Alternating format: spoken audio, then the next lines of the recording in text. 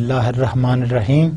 How are you, dear public administrators? I am sure you are enjoying this course as it is increasing your knowledge about the formations and the public policy or the public administration in Pakistan. Although each and every person should be aware of the mechanism of his own country, yet being a student of public administration, it is your prime responsibility to be well equipped with the knowledge that is directly related to the public administration and public policy in Pakistan. If you would like to go through the previous discussion in the previous lecture, I remember that we completed our discussion about the formation or the organization of the federal government in Pakistan, and we just started the provincial government. And we concluded by comparing these words that although the provincial and the federal mechanism looks different, but mostly they are very, very similar to each other. Starting from the president, now we did the one-to-one comparison. The president is the constitutional head of the Pakistan, and the governor is the constitutional head of the institution. The one difference between the president and the governor is that the president is elected indirectly, while the governor has no election and it is being appointed by the president. Although the president appoints this, but nowadays, according to the constitution of Pakistan, he appoints the governors on the suggestion of the prime ministers. Like the prime minister, chief minister is the political or the executive head of the province. Prime minister is the executive head of the country, and chief minister is the executive head of the province. So he also is being elected by the you can say through election of the MPs, members of the provincial assemblies. And like the prime minister, he is also elected as with the simple or you can say the 1/2 majority or the half majority in the house, if he has this. To run his business now means the business of the province, he needs some of the team, and this team is called the provincial government cabinet rather than the federal cabinet. So the minister it is necessary for a minister that he is the member of the provincial legislative assembly. If he is not member, he has to be elected for this post. The other difference is that in province there is no upper house, only the lower house, that is called the assembly. There is no senate or such kind of thing in the province. The minister is the political head of any of his concerned ministry. So he helps the chief minister to devise the policies and the mechanism and the many other performance about his ministry. So he is responsible for the proper functioning of his ministry, and he is directly responsible to the chief minister. The one thing with similar that is with the chief minister and the prime minister, that the chief minister has the full authority to change or reshuffle the portfolios of any of the minister at any time without any limitation. The constitution doesn't restrict any of this, but at the same time, though chief minister can remove the secretaries and the others with some proper justification, however, his action can be challenged in the courts. But if he removes any of the provincial minister, he is not answerable before any of the, you can say, the forum, because it is his team and he is totally independent to select any of the member. By reshuffling mean, for example, if he wants to take portfolio of interior minister from his minister and wants to allocate him the new portfolio of the education, it is his privilege. He or she knows that how he can run his business in a proper way. If he is satisfied with his team, he will remain the member. Otherwise, he can change or he can send him out of his cabinet. This was the political landscape. On the departmental side, if we see, there is the ministry. Now I will not quote again and again the central government. There is the ministry in the province. There are the allied departments. There are divisions. They are further bifurcated into subordinate offices that are called the field offices. There are sections, there are wings. So all these are headed by their respective heads. Chief Secretary is at the highest civil servant in the province, and he has some specific ministry. He is the chief secretary of the province. All the secretaries are his under, and he is the most powerful man after the chief minister in the province. Why this mechanism is there? The only purpose and objective is to deliver the services to the population from which the prime minister chief minister is elected. So these are the civil servant hierarchy. On the other side, there is a hierarchy of the chief minister. So the we can say that these are the arms of the chief minister. Chief minister is the policy maker. What he wants, he tries to implement this through these mechanisms that are the civil servants. So the civil servant, that is the secretary, he is responsible to keep update his relevant minister about the performance, progress, projects about his ministry. So now we see that one by one that what is the mechanism of the civil servants, or you can say the administrative setup in the province. Secretary, as usual, the difference between that secretary and that secretary, the similar things, function similar to that of center. His functions are similar. What were the function of secretary in the center? Very simple, that he is the administrative head of the ministry. So he is responsible to brief, to give suggestion to the minister. In other words, I can say that he keeps his minister update about his performance. He is assisted by the officials, such as same hierarchy here, that the secretary is being assisted by the additional secretary, the joint secretaries, the deputy secretaries, and the section officer.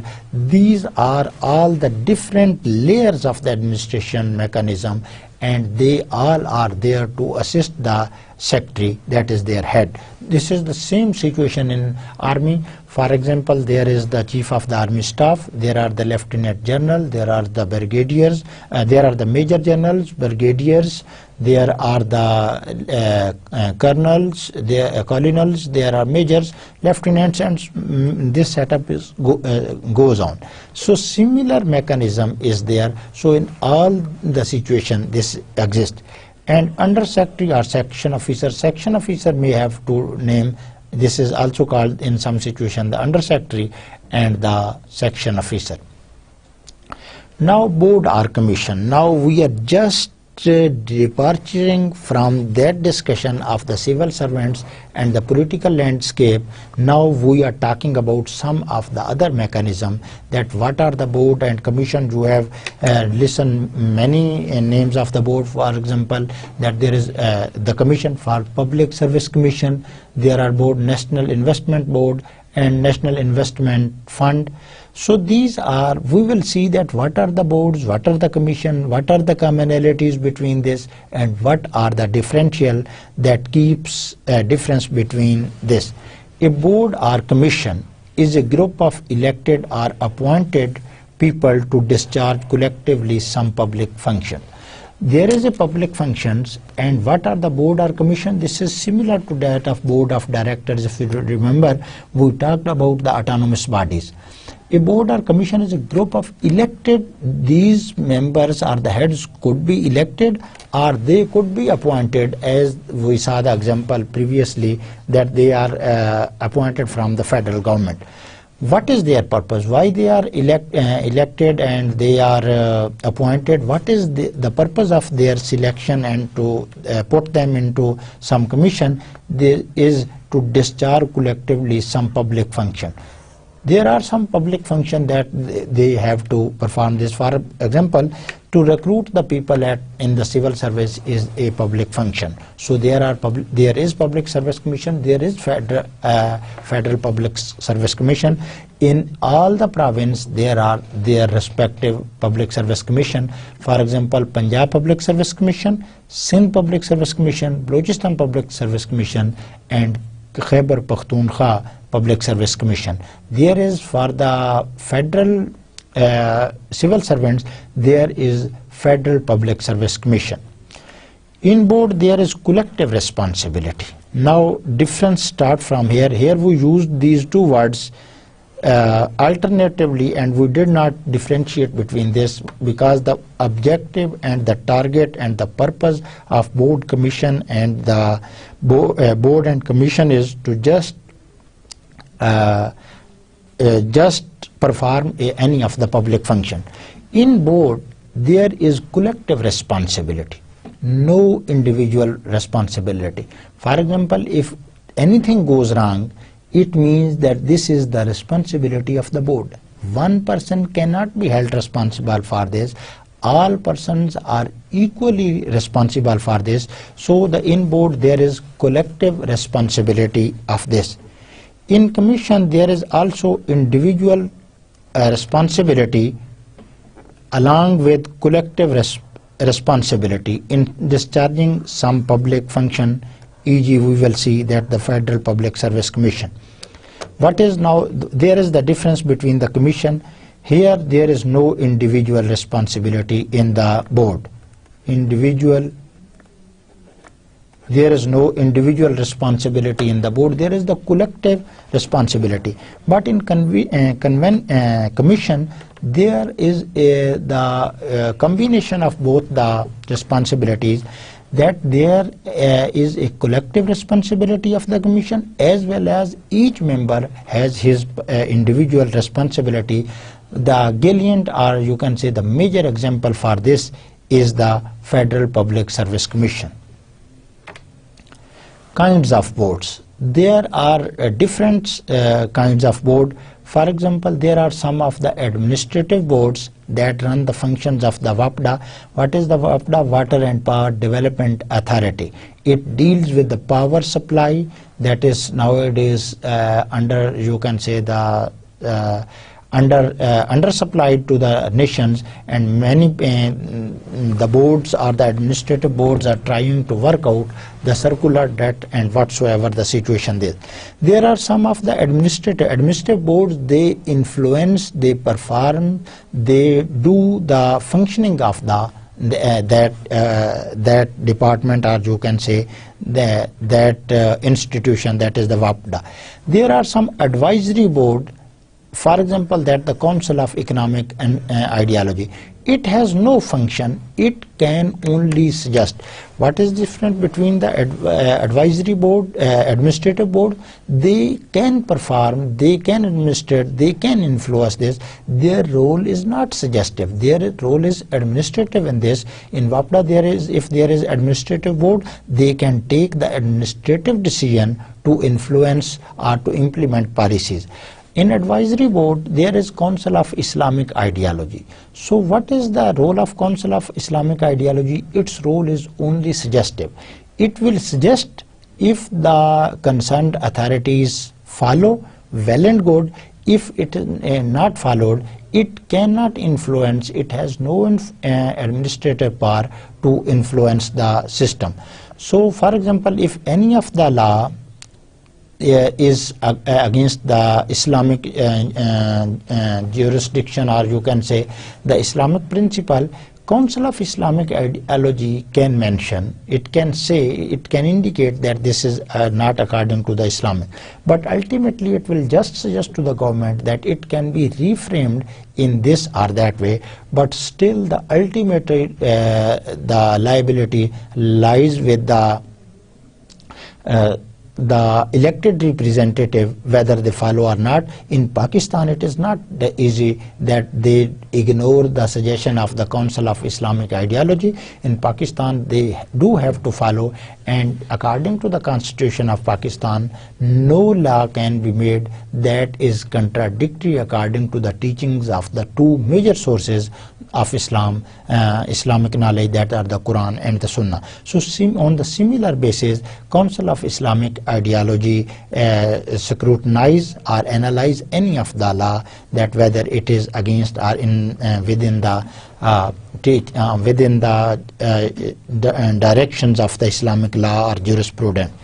There are departmental boards that are the Board of Intermediate and Secondary Education. They also perform the public function. The role of all these board is to perform the public functions. What is the public function of the first is to provide supply. I detailedly discuss this, and this is also the public function, that it is a public duty that to conduct the examination, to issue the degrees, to recruit different people into the board of such kind of thing. So these are some of the different boards, kinds of different boards. Local government. I remember that we started the story of the local government from the very beginning, and even from the pre-partition. I do remember that it may be the 4th or 5th lecture that we talked about this, and we talked over and over, and you can say that overemphasized the local government. So here I have given you a general structure of the local government. Interestingly, now it is not in the implementation, because now the MPs and the MNAs are the representative of this. However, at the lowest level, that is the Union Council level, there is now just going to be election commission is determined to conduct the election, and the election in one province has been already completed, and that is the province of the Balochistan.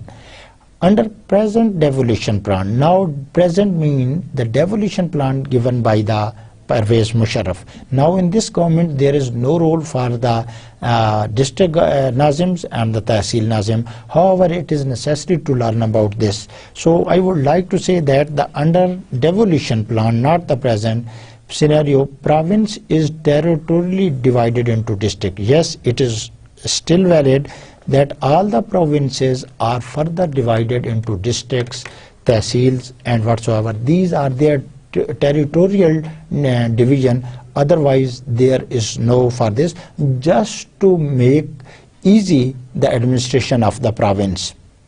Because if there are no demarcation or the boundaries, all is called that this is the province. It is very difficult. As we separate that make a territorial divisions, then we say that it is easy. Then there are new people who are responsible for the running of the government in the districts, which are again subdivided into subdivisions or tehsils. The first province, and then there are the division. If I would like to the province, it is subdivided into divisions. Divisions are subdivided into districts, and districts are subdivided into, either they are called that these are the subdivision, but mostly these are called the tehsil. So now the first year, if you look parallel to this one, there is the district. Now we have jumped from the federal, the provincial administration towards the district. At district, if you look at here, the immediate, the second layer is the tehsil. In this side, there is also the second layer is the tehsil. And you can also see from here that the district is further divided into tehsil. It is not necessary that each and every district has the similar number of tehsil. It may differ for the most populous and the comparatively bigger districts. There are more tehsils, and this situation is vice versa. The second tiers are, this is the from district to, this is the second tier, that is the tehsils. From district, it is further divided into tehsil. The second and the third tier comes here, that the tehsils are further subdivided into the union council.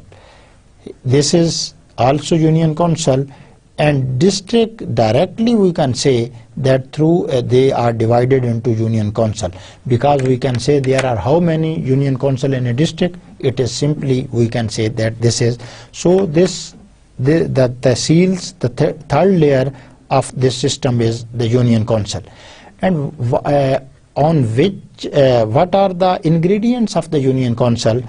Each union council is consist of the villages, but you will be thinking about that if this is the villages, everywhere the villages, but when there are the union councils in the cities, then these are based on the wards, and whatsoever the system is being being in function in the district, these are called. But as our most of the population resides in the villages, we say union councils consist of the villages. But in cities there are no villages, there are certain demarcation of the wards, so ward constitute the union council. I am very you can say sorry to say that this slide you may face difficulty in this, but this is very important. So the district government nowadays, again I would like to give you that there is not this role of this. At the top is the Zilla Nazim. Zilla Nazim, if you look at this is in the Zilla Council, and there is Naib Zilla Nazim. Two highest level people, as you can say, the speaker and the deputy speaker. Here there are Zilla Nazim and Naib Nazims, and they Naib Zilla Nazim, and they sits in the Zilla Council. As you can say that the provincial assembly, provincial elected members sit in the provincial assembly, and the people who are elected for the national assembly, they sit in the national assembly. This is here we have this, that there is the audit. District Coordination Officer, DCO. These are the, you can say, the administrative head of this. DCO, these were three DCOs: Civil Defense, District Coordination Officer, DCO. There it has further DDO. These are the DDO Civil Defense, DDO Coordination, DDO Human Resource and Management. So what I am saying, from DCO to there is the bifurcation of the DDOs. There are three DDOs in any of, there were, rather than using R, there were under this system there were three DDOs in the DDO Civil Defense, DDO Coordination, and DDO Human Resource Management. If I come here is the EDO, this is the EDO, that is the agriculture. If you come here, you will come here forest, fishery, so and so. If you have, I think you are young and you have very powerful sight, and you can read, or you can magnify this and you can read. Then there is EDO Community Development. From this one, District Coordination Officer, there are three DDOs, and from this there are executive district officers. So you will see that there are 1, 2, 3, 4, 5, 6, 7, 8, 9 and 10. This is EDO Agriculture. EDO Community Development, again you can see here that this is the regionalizations, and there is labor, social welfare, whatsoever. This is EDO Education. Here it is very easy to boys schools, female schools, and boards and whatsoever. This is EDO Finance and Planning, again powerful seat in the districts. Finance and Budgeting, here is, you can see, enterprise and investment promotion or whatsoever. Here there is EDO Health, then there is EDO EDO, information technology. So it is very easy to read by this way, so I was not strategic to talk about this. So EDO, information technology, there are offices headed by DOs, district officer. ये इनके जो तमाम offices हैं, ये इनसे जो है what. There is EDO law, that is the, you can say, the environment and the legal advice and that is, you can say, the drafting. EDO literacy, there is EDO revenue, EDO works and services. Now here is the term for EDO, executive district officer, DO district officer, and DDO deputy district officer. So this was the devolution plan of the Musharraf. I truly remember that we talked about many times about this. If you, it is very easy to remember for you, the red text here, these are new offices set up at district level. Before this Musharraf devolution plan, these were not there, and that's why these are created here. For example, if you see here, this is the EDO community development, this is the registration department, and there is the community organization. Similarly, if you come here, EDO literacy, all the three offices are there. So these are three main terms: EDO executive district officer, that is, then there are the DOs district officer and DDO deputy district officer. Below text shows that there is decentralized offices for this. This is all the below text that looks in can be seen that it looks like as the black one. Administrative structure in Tehsil. In every Tehsil there shall be a Tehsil municipal administration. जिस तरह वहाँ जिला नाज़िम है, जिलाई administration है, it was that there will be Tehsil, and in each Tehsil there shall be a Tehsil municipal administration, which shall be a body corporate and consist of a Tehsil Nazim and many other. There was Zilai Nazim, Naib Zila Nazim. Here is also the head of the political administration of the Tehsil. Being a very critic of the Musharraf, still I appreciate this effort that he at least gave, although the powers were not given this, I talked about lot this day. Whereas in every town, a city district, there is a town municipal administration. Administrative structure or union council, I am going quickly in this way because I have explained this one in this situation. Administrative structure in the union council, this still exists, and this is going to be, the member of these are going to elected in the January in 3 provinces. In Balochistan they have been already elected. At the lower tier there is the union administration. आपकी जो है वो निकाह जो है वहाँ registration होते हैं, births dates are registered there, and many other small activities are done, and it is a very small you can say that territorial device that is consist of 4 to 5 villages in the village area, and I think about to 10,000 to 15,000 people in the city. It covers the rural as well as the urban areas across the whole district. It means the district is further divided into union councils. It consists of union nazims, naib nazims, naib union nazim, and and 3 union secretaries and other ancillary staff. There is some other staff, that is helping staff, you can say assistant staff for this. So the union council, I will concentrate on the union council because it is still and I am sure as you will be listening my lecture this, there may be the just completion of the union council election, and it is good that it is the transformation of power to the local level. That is very important for this. Union nazim hoga, uska naib nazim hoga, and there will be 3 secretaries. These secretaries are not as powerful as those secretaries. These secretaries are just to help out the union nazim, nazims, and you can say the union naib nazim. Look at here, this is the union council, and who heads the union council? He is the Union Nazim, and when we go to the secretaries, in the beginning there is that Naib Union Nazim. It is very interesting for you that the first time in the history of Pakistan, वैसे तो हम जब भी बोलते हैं जो भी हुकूमत आती है यही कहती है that it is going to happen in the first time in the history of Pakistan.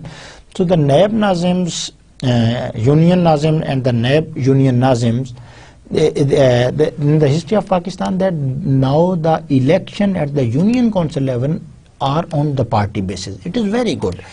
The parties get afraid of this, but it is very good for the parties that they have the time to grow their roots at the, you can say, the local level. So the secretary community development, as there are three secretaries, there are the secretary community development, there is the secretary union committee, and there is the secretary municipal service. So the secretaries are, you can say, the arms of the Union Nazim, and they help them to implement their policies or implement the agenda or implement their whatever their objectives are. Now there is the role of the public corporation. Do you remember we talked about the boards and commission, and there is also other entities that are called the public corporation. A corporate body is created under the laws. It is according to the laws. Law exists. This there could be any of the law according to that. The public corporate laws. There are many laws. If you go to the books of the public corporate or the corporate law, there are laws under which these corporations are created, and they are scrutinized and analyzed on the same basis as the law says. What is this? Their function is the definite function. It means their responsibility is the limited. They have limited functions, they have definite function, that what each public corporation for do this or that. These are financially independent. They can run their financial system accordingly, but one thing should be clear, that it should be transparent and it should be according to the procedure of these independent, financially independent. So these corporations do not depend on the aids and grants of the, you can say, the federal or the provincial government, but the exceptions are there. The example may be quoted that where the government partially or wholly funds these corporation, particularly when they are under crisis.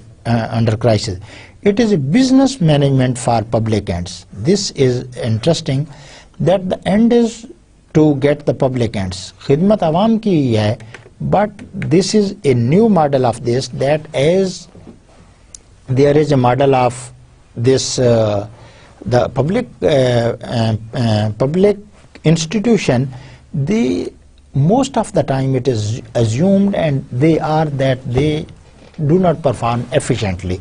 So here it is the business management. So the people are provided delivered services in the mode of as the businessman or the private businessman does. So it is being done by the corporation. There is very corporation, house building finance corporation is also there, and there is the utility corporation that heads and controls the utility stores in the Pakistan.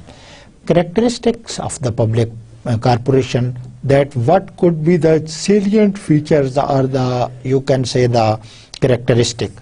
Separate large entity. The words large is very important, and the separate. It is totally independent and it is a very large entity. Now large is, you can say this is an abstract term, and it cannot be, you can say that what is the threshold level of the large to which we should call large and to which we should call that this is not the large. Limited under its charter. Its responsibility is limited. Its objective are definite. If you can see here, definite function. Limited under its charter. So as these are framed under the corporate laws, so they have limited charter, they have limited responsibility. They can acquire property in its own name. As they are independent entities, they can buy the land, the property for their offices or whatever their purpose is on their own name. It is not necessary that they have to get help for any of the person, that only person can buy. They can use their name and the property can be transferred under the corporate laws to that entities. They are financially independent and funds sanctioned by the Parliament. Parliament sanctions their funds. For example, there is the utility corporations, the Parliament says it will be getting 10 billion rupees. So this is this. Now the utilization of this is totally dependent, they are independent to do this. These are not subject to government laws in budgeting, accounting and auditing. When the funds are transferred to these, it is not necessary for them that they have to follow the certain procedure that are famous for this.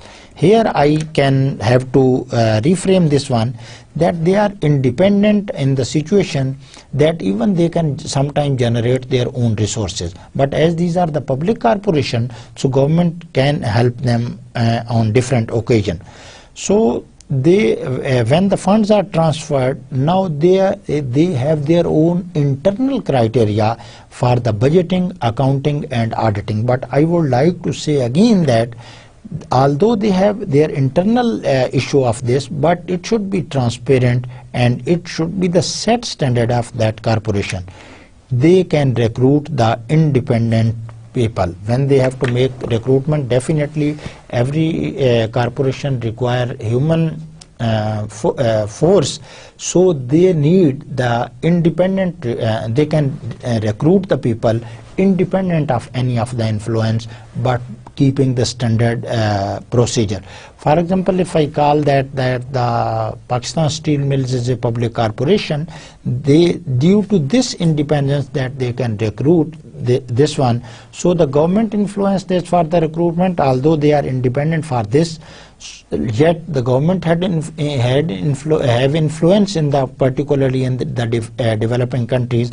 So however, in textbook we can say that they can recruit the people independently. So what is the difference between department and the public corporation? Department can deal with any matter, while public corporation deal with only financial matter. It means when there are, I was exemplifying the utility corporation, it was not true. So the house building finance corporation could be the example of this. The department can deal with any of the matter, whatsoever matter there, organizational matter, departmental matter, suggestive matter. But the public corporation had the limitation or restriction that it can analyze only the financial matters. Public corporation out of the government structures, not out of the government control directly. They are directly out of the government control, yet they are being influenced. They follow the certain criteria laid down by the government. So they are, public corporation are totally out of the government structure. Public corporation are the statutory bodies. These are by law bodies. These are not, you can say that without any of the law. There are the corporate laws. They are according to the laws. They have the provision in the laws. When there are suits between the people or the corporation, the decision of these suits or the cases is made under the light of the law, corporate law. Difference between department and the public corporation, this again continues. Now PC is not the personal computer, it is the public corporation. Public corporation are self-supporting and money generating agencies. Public corporation, it is assumed that they generate their own resources and they are independent entities and they are self-supporting. Any corporation that generates its resources and money, it has a less burden on the government. Legally, public corporations do not enjoy the immunity from their acts and torts as the department do. Law के लिहाज से आप देखें, the departments enjoy more legal freedom. But legally, legally now means the corporate laws. Legally, public corporation have not as much immunity. वैसे तो वो independent हैं, वो अपनी रिक्रूटमेंट करें, लेकिन उनकी इम्यूनिटी इतनी ज़्यादा नहीं है जितनी के जो है वो सेम जो है वो डिपार्टमेंट्स को जो है वो मिल सकती है. So my immediate question is that what then which is the more powerful, the departments or the public corporation? Not the powerful, I can say, which has the more administrative power or the other powers. Definitely the departments have the more and as compared to the public corporation. This is, the public corporation can use and can be used in court of law. For example, if I breach any of the contract with the public corporation, they can use me into the court, they can bring me before the court. And at the same time, the situation could be the vice versa. For example, if they breach agreement with me, agreement or the contract with me, I have the privilege to go to bring them to the court, and as it is an entity, it will be called in the court as by its name. For example, its name is the Pakistan Steel Corporation.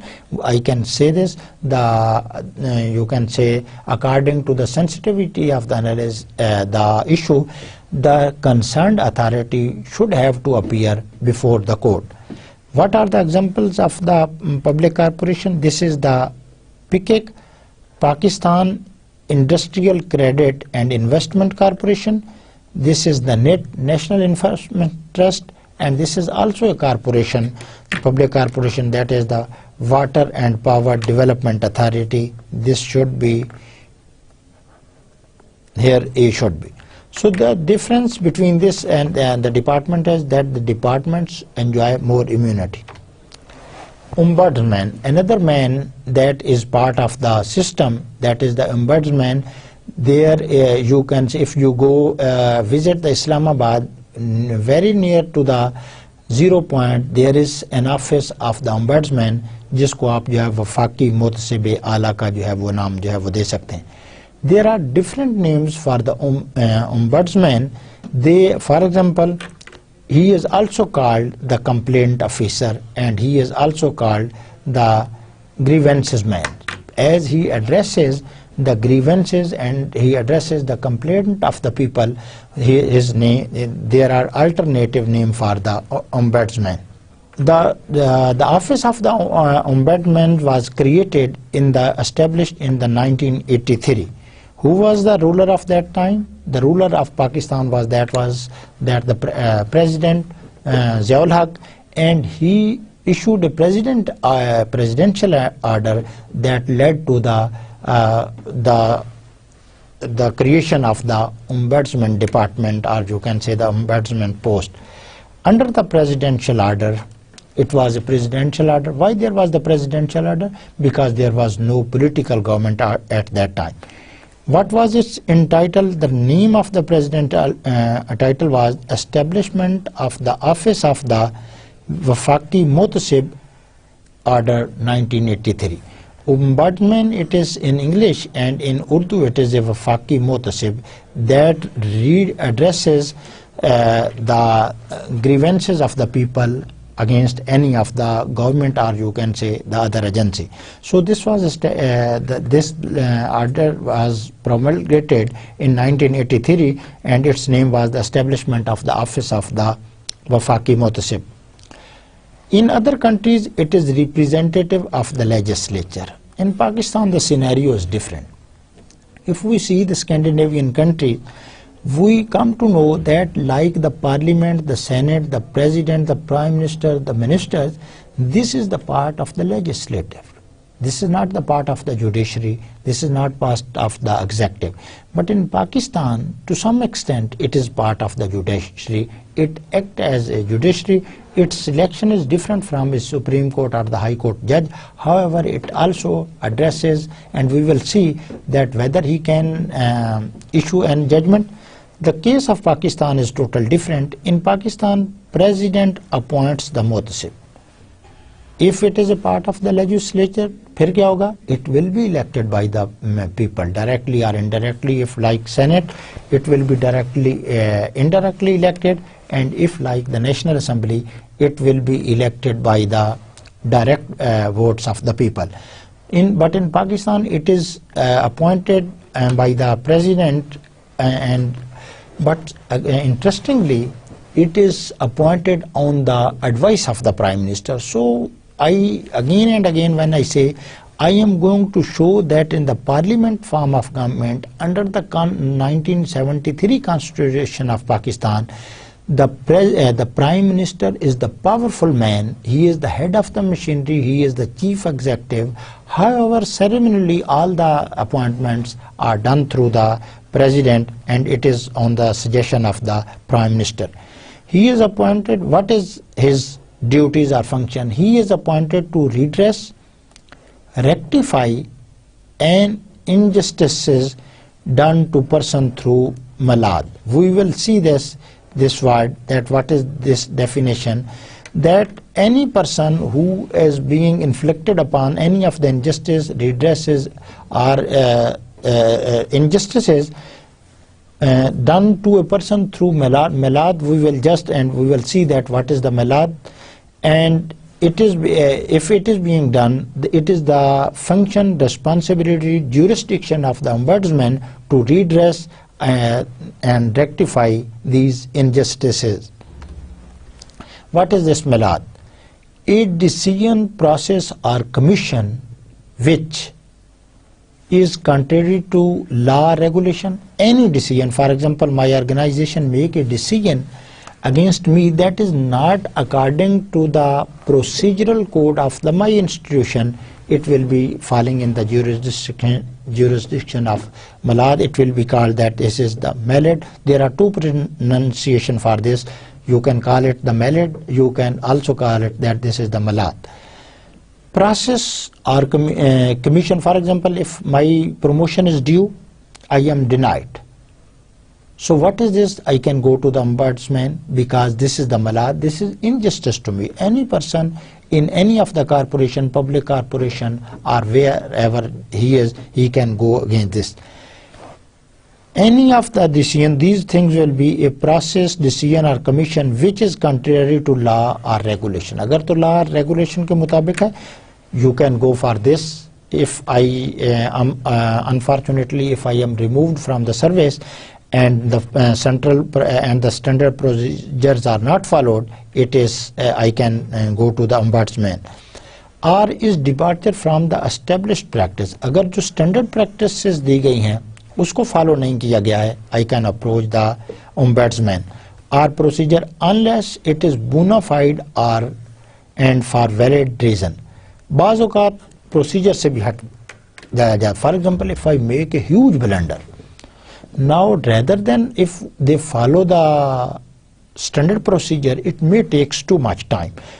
They can immediately act upon this and they can remove me from the service. But what is this? The reason should be bona fide, genuine reason. खैर हम genuine reason जो है वो गढ़ लेते हैं.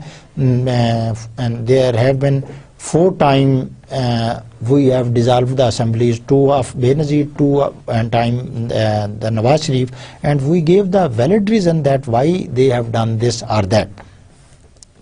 Are based on irrelevant grounds. आपको मैंने काम कोई किया ही नहीं है, and they held me responsible. For example, it was the duty of the examination department, and I am from the academics. If there is any fault in the examination department and they held me responsible for that, it is an irrelevant ground. It is also falling into the category of this one. Or involves bribery. If any of the public officer demands, or you can say there is an anti-corruption that helps in promoting the corruption rather than eradicating it. However, there are the, you can say, you can approach the ombudsman.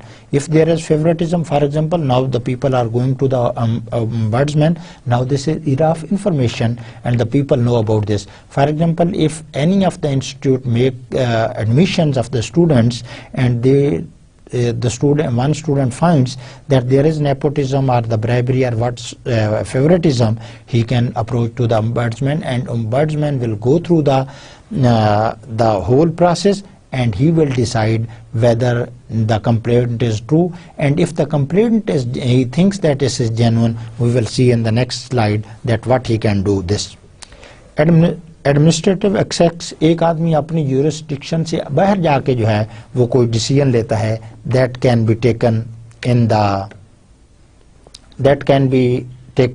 person can be taken towards the ombudsman. What is the ombudsman reaction? What to reaction as a grievance person or entity approaches the ombudsman? According to the procedure, it analyzes the matter, it goes through the case or the suit, and how he reacts. If Muhtasib is satisfied, आपने कह दिया कि जी आपका admission deny हो गया, genuine basis नहीं थी, you approach to the ombudsman. If he is satisfied that the complaint was genuine, ombudsman को ये पता चल गया कि आपका एडमिशन वाकई जो है वो nepotism and due to the favoritism or bribery it was denied, he can communicate this finding to government agency concerned. What limitation with the ombudsman is, he cannot direct you can say interfere. He can suggest, like the judiciary, to the department that they should act in this or this way. For example, if he finds that your grievances are genuine, he can suggest, or you can direct the ComSat to look into the matter again. What is this? How he can react? To consider the matter further. अगर नोयत इतनी जो है वो critical नहीं है, he will say that go through the matter again. What this means? He is given time and opportunity to the concerned authorities that there may be any chance for this to address this person. So he will say that look into the matter. But very sorry to say that whatever the situation there is, if the matter goes back to the same people, they look into the matter, and there are very, very large number of loopholes through which they protect themselves, and there is not a very significant and the positive result. To modify or cancel the decision, now it has, but if he sees that he is fully convinced, he can you can say give stay, or you can say he can modify or cancel the decision. For example, I get retired, they do not give me the pension due to any reason, so they have stopped my pension or gratuity. Ombudsman categorically can cancel this, and he can say that no, this should be the pension should be given this, or modified. For example, if they are giving me 15%, he can modify that it should be 25%. To explain more fully act in question. Sometimes the law is not fully explained. So when ombudsman decide, he decide according to the standard procedure of that institution, entity, corporation, board, ministry, or whatsoever there is. So what he says, he sent the message or directs to the concerned authorities or the departments to explain more fully act in question. कि वो उसको अभी वो उसकी jurisdiction को जो है वो तय जो है वो नहीं कर पा रहा. And the other is to take any other step specified by him. He can further take any step. For example, says that there are 24 seats. 24 seats, and he thinks that the student is eligible, and due to any reason he can suggest that the number of seats could be increased to 25 to address this person. Because when if we will say that relook into the matter, काफ़ी वक्त गुजर चुका होगा, he may give this suggestion, and you can see a different suggestion that there are such kind of suggestion on the part of these ombudsmen. Planning machinery in Pakistan, economic development is the core agenda of developing countries, any developing countries. Now what I am not going to teach you the economics, I am going to tell you about the Planning Commission of Pakistan, how it deals with, how it functions, and what are the responsibilities and limitation of this. Planning machinery in Pakistan, economic development, definitely each and every government and department, institution, wings, ministry, they are aimed on the uplift of the, you can say, the people. Pakistan is no exception to it. Pakistan follows that it wants to develop the living standard of the people by making certain decisions. Market mechanism alone cannot accomplish this task. Although if we allow to function the market mechanism, which is the market mechanism very simple, that the demand and supply forces, and we say where the profits are higher, the capital will also, or the investment will automatically travel to those areas. But at the same time, as the country progresses, there is an income inequality. So the wholly solely we cannot put this decision to the market forces. Market forces do decide the allocation of the resources more efficiently, yet there is inequality, and some people get the larger share of the cake and some are deprived of, and even they get the very small portion that is not sufficient to fulfill their needs. So in this way the government needs some planning. Hence need for adopting planning techniques. For example, if you allow the mechanism, government doesn't plan as the previous government did, there will be the more severity of the energy crisis. Why there will be the more energy crisis? The reason is that this is not the profitable sector, and it requires huge investment and time, and no private investors are going there. So the market mechanism will not be attracting the resources into this field. So the government needs planning, and you can say the plans for this. Similarly, if government looks at that the population growing at this age, government needs to establish universities, colleges, so that the people could get their education in that. Government should build roads, government should arrange the shelter, government should ensure the food security. These are, government should also address the environmental problem, if any there. A plan is simply, what is the plan? A plan is simply the package of socio-economic policies. Government gives that what are his target. This could be the political, the societal targets, or there could be the economic target for this. For example, if government says that there should be the 40%, 80% literacy rate, this is the societal target, and if government says the per capita income will be doubled in the next 5 years, it is the economic. Or government will control the inflation. These are all economic. These are with the quantified targets. The targets are measurable, quantified, that and what is the aim of this? Aim to be achieved in the given time. ये नहीं है कि हमने target set कर दिया और हम बैठ गए, and there is no specified time.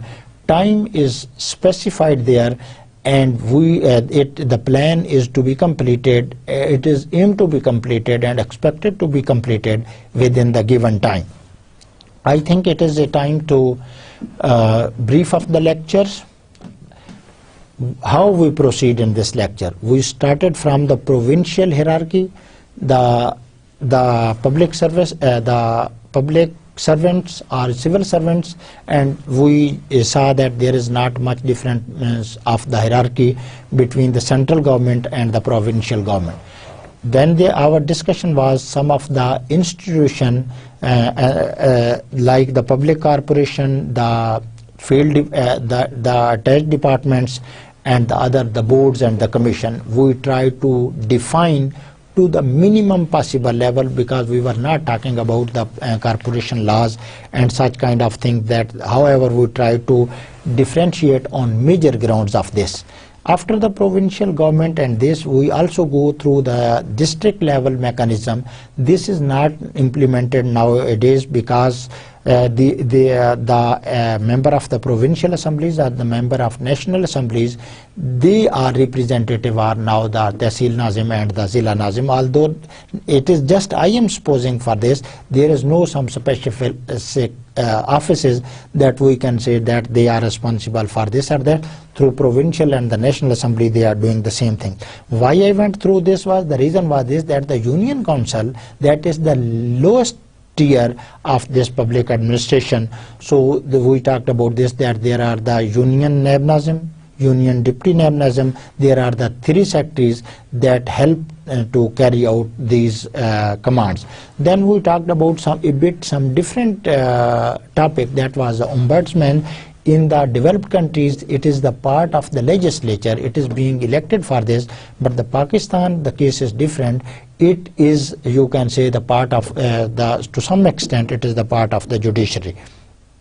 What is the ombudsman? It tries to redress the injustices that are inflicted upon people, and he can react in any of the ways. And in the last, just now, we talked about that the planning history of the Pakistan, because people think that the developing countries are ill-developed, ill-planned, and they have not made their progress according to the plans. That's why they are well behind as compared to the countries of the developed countries. But if we see the history of Pakistan, there are many 5-year plans, but we see that the plight of the people is not significantly improved, and there is high illiteracy problem, there is the inflation rate, the incomes of the people are growing, saving is lower, poverty is high. Whatsoever these are the reason for this or that, we will start our next lecture from the history of the planning commission, because this is the most significant part of the public administration, because through the planning commission, this all the public plans are implemented. So saying you goodbye right now, take care, Allah Hafiz.